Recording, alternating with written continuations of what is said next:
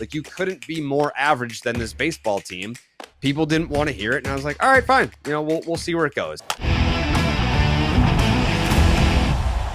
Back on Foul Territory on Marquee and Valley Sports. It's Scott Broderick, AJ Przinsky, and Jared Carrabis. What, you like the shirt, the backdrop? What is it, AJ? I'm just trying to figure out where he is. Is he in a dungeon? Is he in a basement somewhere in Central Florida hacking away on his keyboard? He's in the Red Sox lineup. He's in the Red Sox lineup right now. I'll let him get a word in, but I do have to give a couple plugs. Underdog Fantasy, Baseball's Dead, section a million. What is section 310, right? Section 310 to left is TC's podcast. Shout out to TC. Section 10 is my Red Sox podcast. Section 10. Okay, got it. Nesson, the whole deal. So anyway, Jared, great to have you on, dude. Excited to chat even during down times. And where are you? I'm in my house. I don't know why it's so dark on your screen. Usually it's very illuminated. I don't know. We have like a little podcast studio here. I know why.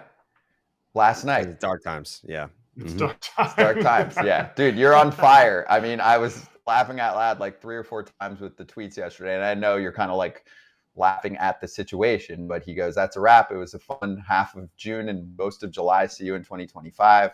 Mets have OMG in the dugout. Red Sox need an LOL. So where are you at, dude? What's your minute recap on what you just experienced as, I would say, the most popular Red Sox fan in the world?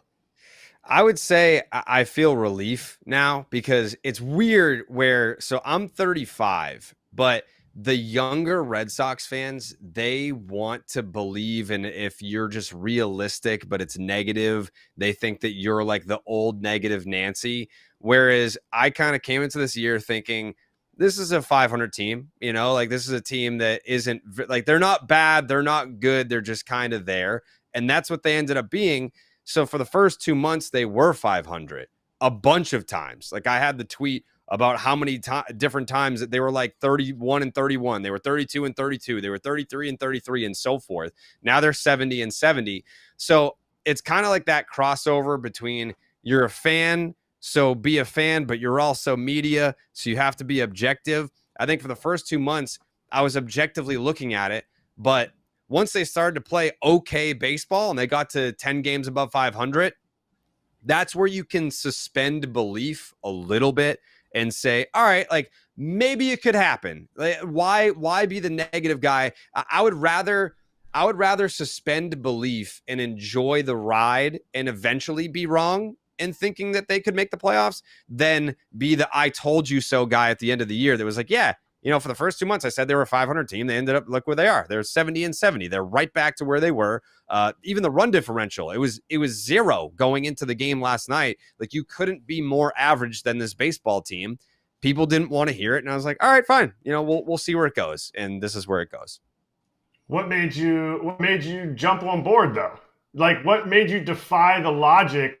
Because logic is just whatever is in your head. Was it just the wins, or was it like, I don't know how they're winning, so I'll just sing Sweet Caroline? I hate that song, by the way. Yes, I know you do. Yeah, it's the worst.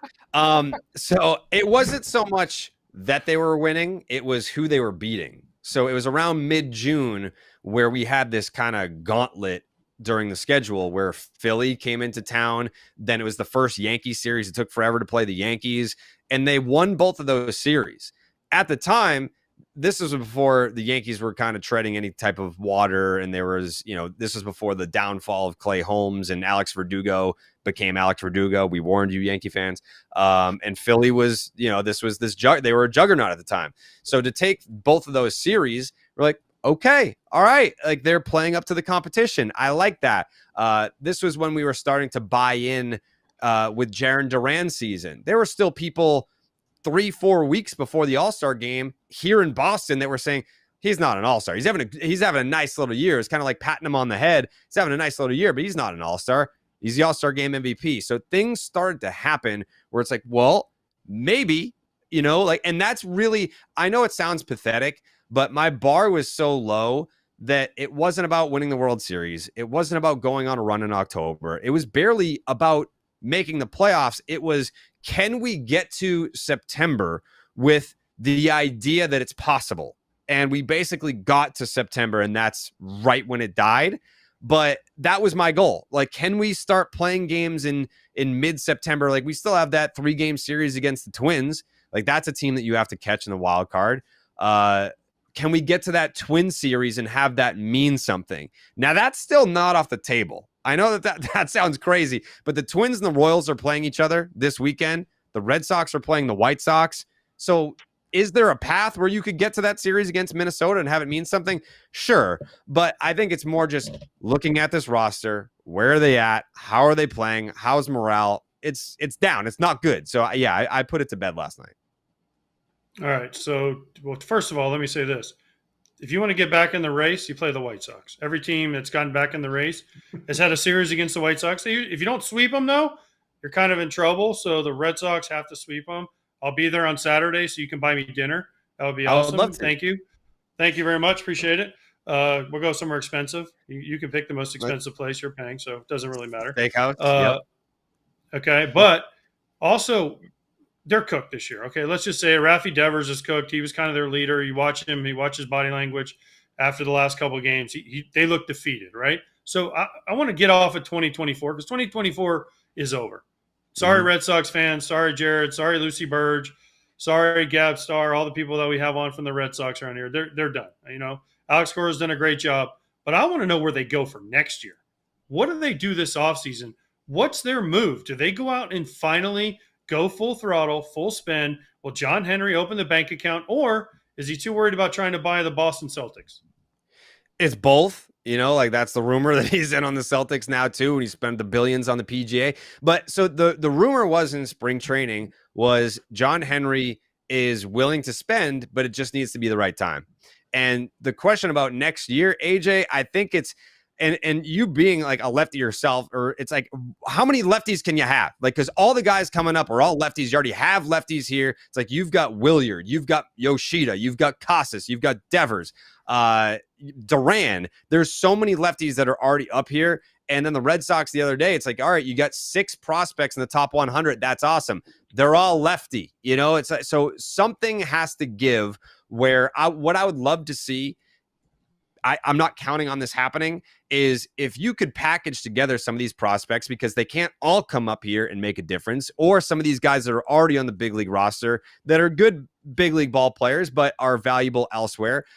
Package some of that together, trade for a frontline guy, and sign a frontline guy. I would love to have Max Fried on this team. I would love to go and unburden the Seattle Mariners of Luis Castillo's contract, because you know that they hate spending money. So, and they're desperate for offense. We got some offense over here in Boston. I think that there's a way where you can integrate that young talent that's on the way, have them come up, make an impact, while also not everyone has a job up here. There's not an opening for everybody. Make a trade, sign a frontline guy. I know that, like, I love Walker Buehler, but Max Fried I would love to have on the, you know, we don't have any lefties in the rotation. So that's what I would do. It's easier said than done, but that's what I would try to do. You were Nostradamus before the year. You said this is going to be a 500 team. You're exactly right. Are they going to do any of the things that you just said? I think as far as the trading for a frontline guy and signing a frontline guy, probably, I'm going to say probably not, just because they're going to have to sell me on that. You know, like with Breslow, he hasn't done it yet. So until I see it, I have to believe it. But they are going to have to do something about all the influx of lefties. Like, you can't just have Roman Anthony come up here as a lefty, Marcelo Meyer, Kyle Teal, like all these guys, they are all lefty. That's why Christian Campbell, he has burst onto the scene as one of their top prospects. I think he's the number 25 in baseball. He's right-handed. So we just went down to Worcester the other day, last weekend, interviewed him, and kind of got a little bit of his perspective of, hey, you know, as a right-handed hitter, aren't you kind of like expecting to be one of the first guys to get called here because they need guys that can hit right-handed? So he's ready for the call. Very exciting player. But that's kind of where I think that they would have to start once the offseason begins, is what do we do with all these lefties? Can we package them together, and what can we get for it? Okay, so Jared, let me ask you this question. Early in the year, the Red Sox were struggling. Tristan Casas was their first baseman. Tristan Casas comes back. They go back to struggle bus. Can we put a little bit of blame on him? Listen, he's been a nice player, and I hate to single out one player, but it kind of coincides with him coming back. They were okay. He goes out, they pick up, and Dom Smith, whatever, Dom Smith or whoever they played at first base, Casas comes back, they kind of go back down. Is there anything to that, or is this just bad timing by Tristan Casas? I mean, the name you mentioned is Dom Smith. Like, that guy was beloved in the Red Sox clubhouse. And we've kind of seen that before with some of these Red Sox groups over here. I don't know how much you guys know about Kevin Plawecki, but he's the man, just one of the best overall human beings that you could come across in baseball. They sent him packing around this time a couple of years ago, and then they just quit. Like, he was the glue guy. He was the clubhouse guy. Last year, Christian Arroyo, same thing, glue guy, clubhouse guy. They tank after that. Dom Smith, like, he was the guy that held down a position that the Red Sox have needed to solidify for a long time. I mean, it's basically like they had Kyle Schwarber out there in the playoffs in 2021, and I obviously love Schwarber, but he doesn't play first base. It's basically been since Mitch Moreland that you've had a steady first baseman in Boston. But from what I understand, they love Casas. Like, I don't think there's any correlation of him being, because he was also around a lot even when he was hurt. Like, he was sitting behind the L screens, visualizing, sitting at first base, and he was taking his mental ABs or whatever the hell he's doing back there. He was around a lot. So it's not like him being in the lineup. Like, he hasn't hit well over the last week, but he came back guns blazing. There's no correlation there. Pop quiz, AJ. What's America's #1 meal kit? That would be HelloFresh, Scott, and it even works for picky eaters like you. There's an ever-changing menu of 50 recipes to choose from each week. So just select your meals and delivery date, and voila! Home-cooked meals just hit different. Agreed. With FT every day and my coaching job, I don't have time to search recipes all night, and also spending money on a whole jar of spices for only a pinch? Nah, I'm good. My family gets more of me because I don't have to take a last-minute trip to the grocery store at night to find dinner. Ready for this? For free breakfast for life, go to HelloFresh.com/free FT. One free breakfast item per box while subscription is active. That's free breakfast for life just by going to HelloFresh.com/FREEFT. Okay. I wanted to get to the offseason again, because obviously it's going to be heavily scrutinized, and the mixture of what you just mentioned, which is one of the top maybe 3 farm systems in baseball right now. I mean, on our Baseball America show, that's what they called it. It might even get ranked #1 this offseason with the names that you mentioned. What do you think Craig Breslow's pitching philosophy is? Like, do you think that the Red Sox will look at someone like Corbin Burnes and be like, this is going to cost too much, this is too many years, players like that? I know you mentioned Fried too. Castillo, actually, I really like that idea. But what do you think the pitching philosophy is in terms of spending money? I think a lot of us were sitting there last year like, pretty obvious you need pitching. Blake Snell would have made a ton of sense. Montgomery, before what happened to him, I mean, obviously he hasn't been good. But do you think that the hesitancy is more on arms and long-term deals because it's coming from a pitcher, or does that help the cause? I think it's more so the length of the deal, more so than the position itself. I can see, I mean, look at what they did with Lucas Giolito. Like, no one even talks about Giolito anymore. They kind of identified a guy that they can give innings, and it's like, yeah, we'll pay you a premium, but we're not going to pay you long-term for that. And that knocks you down a few tiers. Like, there's only so many starting pitchers that are going to take a 3-year deal with a fat average annual value. A guy like Corbin Burnes, he's going to get the years. I mean, there's going to be a team out there that pays him well and commits to him for a very long time. I'm not saying it's impossible. It's a very small sample size that we have of Breslow's ability to go out and sign top tier talent. He's had one offseason to do it, and he also had to hit the ground running. He got hired during the offseason, so he's still shaking hands, getting introduced to everyone in the front office while also trying to revamp a historic franchise like the Boston Red Sox. So I think that this upcoming offseason is more of what we should expect moving forward from Craig Breslow, whereas this past offseason, I don't think it's fair to be like, this is what he did, so this is what he'll always do. I think it's more so this upcoming offseason, you have something to build on. You have young players that are under team control on friendly deals, like Duran. I think he's making like $700K. He's about to hit arbitration, but you have him for 4 more years. Wilyer Abreu, another guy that's going to be here for a while, unless you trade him. And then the prospects are coming up. So this will be the offseason where you can get more of a taste for what's Breslow about, How aggressive is he in free agency? Does he have the wherewithal to make the big trade? Because in his introductory press conference, that's what he said. He was like, yeah, like, we're prepared. We understand we have to make a trade that's going to hurt. And Dave Dombrowski said the same thing when he came to Boston, only he did it right away. I mean, he was like, hey, David Price, you want the highest contract in baseball history for a pitcher? Here you go. Craig Kimbrell, 4 prospects, no problem over there. He did all that, and he backed it up, and it led to a championship. It's one thing to say it. You got to go out there and do it, and it's been a long time, basically since Dave Dombrowski, that the Red Sox have done it. Okay, Jared. This is what I want to know before we let you go. Your dream offseason for the Boston Red Sox. Who do they sign, and what moves do they make, besides the fact that I know you want them to get rid of Sweet Caroline, which, by the way, is like the only cool thing about when you used to go to Fenway was when they played that song. And the time I was there, and Neil Diamond actually came out and sang the song live. Like that hit different. Okay, so besides the fact you want them to get rid of Sweet Caroline, what's your dream scenario for the Red Sox this offseason? Man, so I would love Corbin Burnes. That would be my A1 pick, and it kind of aligns with why I wanted David Price so badly. If you can pitch in the American League East, and I know that the American League East is not as, I guess, the offensive juggernaut that it once was. It's still a very good division. But Corbin Burnes coming from the National League to the American League and proving he can pitch in the American League East, yes, like that has a lot of value to me. So I would want something like that. I go back to the Luis Castillo trade. It's the Red Sox and Mariners are too perfect of trade partners. We need pitching. They need offense. We have offense. They have pitching. Let's make a deal. Castillo was my Cy Young pick before the season. I don't think he's going to win it. Skubal's been ungodly this year. He's awesome. Great guy, too, by the way. Love Skubal.